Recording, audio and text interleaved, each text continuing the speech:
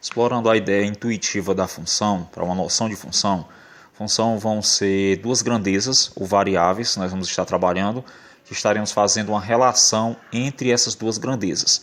Por exemplo, ao ir na padaria comprar pão, você vai comprar uma quantidade de pães dependendo do valor que você esteja levando. Exemplo, se 50 centavos pagam 2 pães, então R$1 vai estar pagando 4 pães, R$1,50 vai estar pagando 6, R$2 pagariam 8 pães. Na mesma lógica, nós vamos trabalhar quando a gente abastece um veículo. Usando essa tabela aqui, nós vamos ter uma função, certo? Do qual vou ter número de litros e o preço a ser pago. E vamos logo observando que conforme eu for aumentando a minha quantidade de litros, eu vou aumentando o valor que eu vou pagar. Então aqui eu estou tendo grandezas diretamente proporcional. Conforme eu aumentar a quantidade de litros, vai estar aumentando o valor que eu vou pagar. Então, 1 litro, R$2,90. 2 litros, dobrou a quantidade de litros, então vai dobrar a quantidade que eu vou pagar. 3 litros, triplicou a quantidade de litros, triplica o valor que eu estou pagando. E assim vai indo. Quando forem 4 litros, R$11,60. Quando forem 40 litros, por exemplo, R$116, e assim vai aumentando conforme a minha capacidade de litros, eu vou utilizando o valor a ser pago.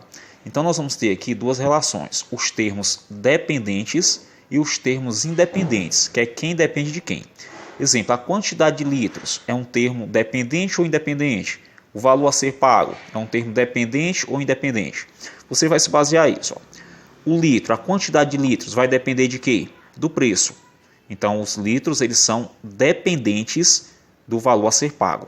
Já o valor que é pago é esse valor aqui, R$2,90 o litro, independente de você comprar 1, 2 ou 3 litros. Então aqui eu teria termo independente, o preço a ser pago, e termo dependente, o número de litros, que nós iríamos chamar isso.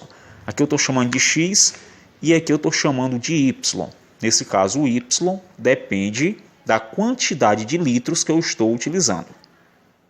Segundo exemplo, estaremos relacionando a medida do lado de uma região quadrada com o seu perímetro. Então vejamos, o lado aqui teria uma unidade de medida, perímetro é 4, porque eu iria somar 4 vezes o lado.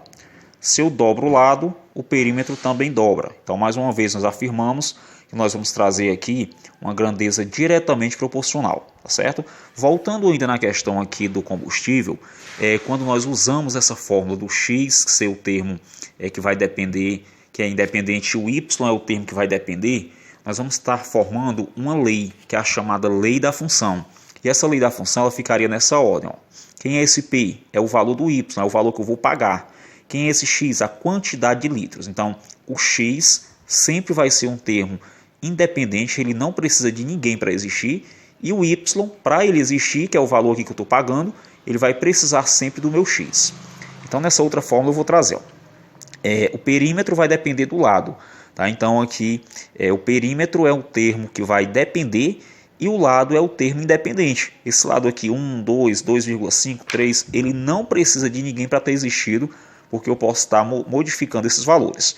Então, se o perímetro fosse 2, aliás, se o lado fosse 2, o perímetro seria 8. Se o lado fosse 2,5, o perímetro seria 10. Então, são grandezas que estão indo na ordem diretamente proporcional. E a lei da função para esse perímetro vai ser isso aqui. Ó. O P vai ser igual a 4Ls. Quem é esse P? Perímetro. Quem é esse L? O valor que eu estou dando para o meu lado. Se o lado lá fosse 1 centímetro, eu faria 4 vezes 1, perímetro é 4. Se o L fosse igual a 2 centímetros, 2 vezes 4, 8, perímetro seria igual a 8. Então, nessa fórmula aqui nós vamos trazer, ó, perímetro ele depende do valor do lado. Nessa outra situação, vamos trazer aqui uma máquina que ela dobra os valores. Tá? Então, os valores vão entrar, eu botei aqui os valores 1, 2, 3, 3,5, 4,35 e um valor X, que eu desconheço qual é. E eu vou ter uma saída para esses números, já que dobra. Então, se entrar o número 1, ele vai dobrar, vai sair 2. Se entrar o 2, 2 vezes 2, 4. 3, 3 vezes 2, 6 e assim por diante. Os valores que estão aqui na entrada, estamos chamando de X, certo? Eles são termos independentes. Eles não precisam de ninguém para aparecerem aqui. Os que estão saindo, o valor aqui final, esse conjunto nós vamos estar chamando de Y. tá? E ele está dependendo de quem? Do valor X que está entrando nessa máquina. Então, o que foi que o número fez aqui? Ó? Ele dobrou, entrou o número 1, dobrou, saiu o número 2. Entrou o número 2, dobrou, saiu o número 4 e assim por diante. Suponhamos que eu tivesse pego aqui o número 10 e perguntasse assim, o 10 para sair o 10, qual foi o número que entrou na máquina? Eu vou fazer a operação inversa. Se está dobrando, o inverso da multiplicação é a divisão. Então, faria 10 dividido por 2 e eu teria o valor aqui, ó, 5, que foi o valor de entrada. Então, a saída sempre vai ser um valor que depende da entrada. Nessa outra situação, nós vamos trazer aqui a relação entre o tempo e a distância percorrida em um carro.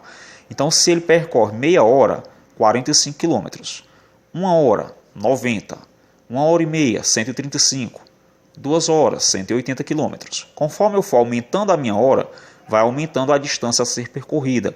E nós vamos ter grandezas diretamente proporcionais. Qual é a fórmula que nós vamos ter aqui? Essa fórmula vai ser igual à distância. Tá? A distância depende de quem? Da multiplicação de 90 vezes o tempo. É tanto que você vai provar isso. Ó, se você pegar 90 vezes 0,5, vou encontrar 45. 90 vezes 1, 90. 90 vezes 1,5, 135. Essa fórmulazinha que nós estamos encontrando aqui, ela vai ser chamada lei da função. Então, todo momento que a gente falar lei da função, é a fórmula que vai gerar o termo independente com base no dependente. Então, aqui, ó, tempo, ele é um termo independente. A distância é um termo dependente. Usando essa outra lógica, nós vamos trazer aqui a quantidade de triângulos que eu vou conseguir formar e o número de palitos que eu vou utilizar. Então, por exemplo, para formar um triângulo, eu vou utilizar 3 palitos. Para formar 2 triângulos, eu vou utilizar quantos palitos? 3, eu vou utilizar quantos? 4, eu vou utilizar quantos? E aqui nós vamos criar uma lei da função. Então, a nossa lei da função seria essa. Ó. O y, que é o termo independente, que é a minha quantidade de palitos que eu vou utilizar, vai depender de quem? Ó? Da multiplicação do meu número x por 2. Quem é esse meu x? Esse 1 aqui, ó. Esse 2, esse 3 e esse 4. Somado ao número 1. Com essa fórmula aqui, essa lei da função, eu vou determinar quantos palitos eu vou utilizar. Vamos verificar aqui. Ó. 2 vezes 1, 2, com mais 1, 3. Então aqui esse x é a quantidade de triângulos que eu quero formar. Se eu quiser formar 2 triângulos, eu faço 2 vezes 2, 4, mais 1, vou utilizar 5 palitos. Se eu quiser formar 3 triângulos, 2 vezes 3, 6, mais 1, 7.